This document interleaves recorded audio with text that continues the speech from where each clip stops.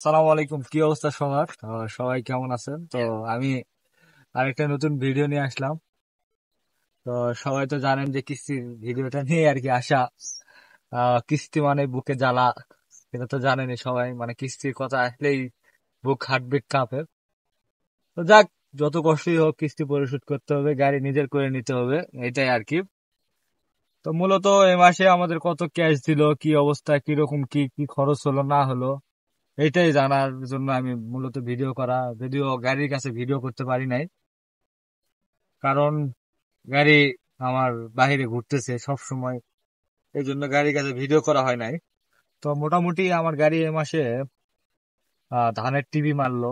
এই season time ধান মারলো, এই তো গাড়ির মোটামুটি অবস্থা ভালোই, কন্ডিশন আছে। এর আগেও ভিডিও দিছি যে চাকার ভিডিও অবস্থা। তো এ মাসে আমার মোটামুটি ক্যাশ পাইছি হলো 84,900 টাকা।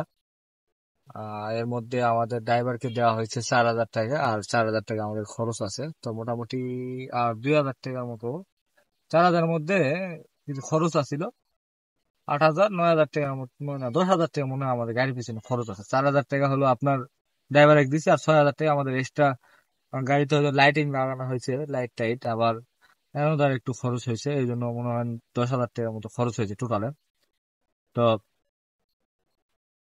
আহ আমরা এ মাসে মোটামুটি সব খরচ বাদ দিয়ে মোটামুটি 75,000 টাকার মতো পেয়েছি। আর আমি বাসা থেকে মোটামুটি 30,000 টাকার মতো দিছি। তো 30,000 লাগে নাই, তো আমি দিয়ে রাখছি যে সামনের মাসের জন্য কিস্তিটা একটু এগিয়ে রাখলাম আর কি। তো সবাই আমার গাড়ির অবস্থা তো বুঝলেন, সব মোটামুটি 85,000 টাকার মতো ইনকাম করছে এই সিজন টাইমে সবাই। আহ, and সবাই কিরকম এই মাসে ইনকাম করছেন এটা অবশ্যই জানাবেন আমাকে, আর কমেন্টে জানাবেন। আর এর আগে একটা ভিডিও দেখলাম যে মোটামুটি সবাই কমেন্টে বলতেছেন যে ভাই একটা গাড়ি লাগবে, গাড়ি লাগবে, গাড়ি লাগবে। তো বিষয়গুলো হলো যে, গাড়ির বিষয়টা হলো যে আমি তো ভাই গাড়ি বাইসেল বা কেনা বেচা করি না। তো আমাকে আমার আপনাদের মতনই বা আপনাদেরই একজন আমাকে ভিডিও দিয়ে বললো যে ভাই এই গাড়িটা তো বিক্রি করবো, তো একটা ভিডিও দেন।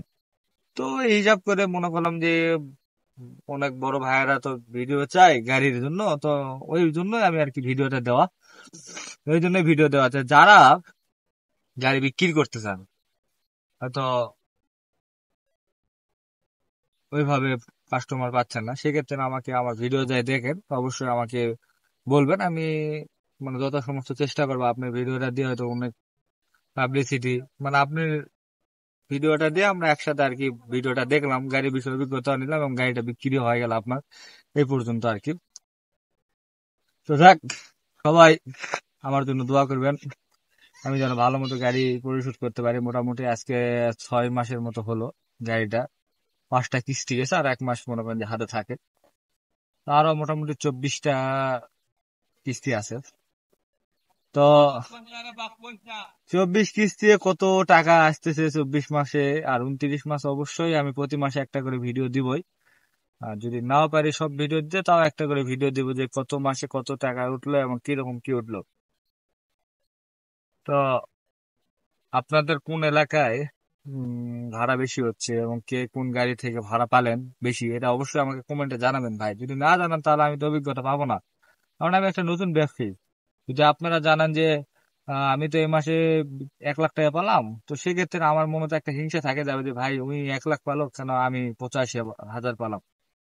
তো এটা আমার কি দুর্বলতা ছিল, এটা আমি খুঁজে বের করতে পারবো। তো যারা যেভাবে ভাড়া মেরেছেন এবং কে কত টাকা ক্যাশ পেলেন অবশ্যই জানালেন। আমার এক মানে ভাই বললেই পারেন, উনি আপনাদের বাংলা বান্দা থেকে আপনার ঢাকাতে ফল মারতেছে, ওই ভাই মনে হয় মোটামুটি ভালো ক্যাশ পাইছে 1,20,000 টাকার মতো। উনি আমার আগে থেকে এই ভিডিও দেখে পরিচিত, ওনার সাথে গুড সম্পর্ক আছে, উনি কয়েকদিন আগে একটা গাড়িও নিছে। তো এইরকম অনেকেই যারা যারা গাড়ি চালাচ্ছেন, গাড়ি ডিপার্টমেন্ট, তো অবশ্যই আমাকে জানাবেন যে এই মাসে কত টাকা ভাড়া হলো। আর একটা বিষয় আমি বারবার করে বলি যে প্রবাস থেকে যারা ফোন দিচ্ছেন ভাই, আমি গাড়ির বিষয়ে একবারে কিচ্ছু জানি না ভাই। আমার 16 আইলে আমি নিজে যেগুলো অভিজ্ঞতা পাইছি, এইটা নিয়ে আমি আর কি সামান্য কয়েকটা ভিডিও দিই, আরো আপনাদের থেকে হয়তো আমার ভিডিও মনে করেন যে কয়েকটা হয়তো কিছু ভুল হয়ে থাকে, ওটা আপনারা সংশোধন করে দিবেন, এই জন্য ভিডিও বানানো। তো যাক, সবাই দোয়া করবেন, সুস্থ থাকবেন সবাই, এবং দেখে শুনে গাড়ি চালাবেন। এই ঠান্ডার সময় এই ঘন কুয়াশায় দেখে শুনে গাড়ি চালাবেন। গাড়ি থেকে গাড়িতে যত্ন অবশ্যই নেবেন, কারণ কুয়াশার মাধ্যমে ড্রাইভারকে কখনো বলবেন না যে ইমার্জেন্সি গাড়ি চালানোর জন্য। তো আমার গাড়ি আমি কখনো বলি না যে ভাই একটা টিপ হোক আর না হোক, দেখে শুনে গাড়ি চালান। গাড়ি গাড়ির প্রতি যত্ন নেবেন, আর এই ঘন কুয়াশায় ড্রাইভারকে সবসময় বলবেন যে ভাই দেখে শুনে গাড়ি চালান। কয়েকদিন আগে একটা অ্যাক্সিডেন্ট হলো, আমি দেখলাম মাওয়াতে, একটা বাস আর একটা প্রাইভেট কার। সো এগুলো অ্যাক্সিডেন্ট দেখলে আমার গাড়ির কথা মনে পড়ে যায়। সো আমি হাতে পায়ে জোর করে বলবো যে ভাই, ড্রাইভার ভাইরা যারা আছেন দেখে শুনে গাড়ি চালাবেন ভাই, চালালেন চালাবেন ভাই। কারণ আপনার জীবন কিন্তু একটাই। আপনি যদি মারা যান, আপনার ছেলে মেয়ে আছে, এবং আরো আপনার বাবা মা আছে, এগুলোকে দেখাশোনার একটা লোক লাগে। আবার এই দিক দিয়ে যার গাড়ি চালাচ্ছেন ওনারও একটু সমস্যা হয়ে যাবে, কারণ উনিও হয়তো একটা কষ্ট করে গাড়ি কিনে সম্পদ করতেছে। তো তার থেকে বেটার হয় আপনারা একটু ধীরে চালাবেন, একটা ভাড়া না হোক। এই মাসে 10টা ভাড়া মারার কথা 9টা মারেন, সমস্যা কি? একটা সময় আপনারাও রেস্ট নেন, দেখে শুনে গাড়ি চালান। আর প্রবাস ভাইয়েরা যারা আছেন, আহ, বাংলাদেশের যে সকল বড় ভাইয়েরা আছেন, আমাকে যারা ফোন দিচ্ছেন, তাদের উদ্দেশ্যে একটা কথাই বলবো।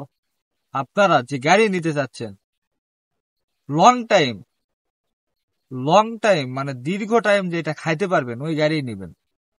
এই সামান্য 1109 গাড়ি নিবেন, 1212 নিবেন, 1214 নিবেন, এগুলা গাড়ি হয়তো আপনার টিকসই কম আছে। আপনারা জানেন 1109 3 বছর 4 বছর পরে ইঞ্জিনের সমস্যা হয়, এটা আপনারাও জানেন।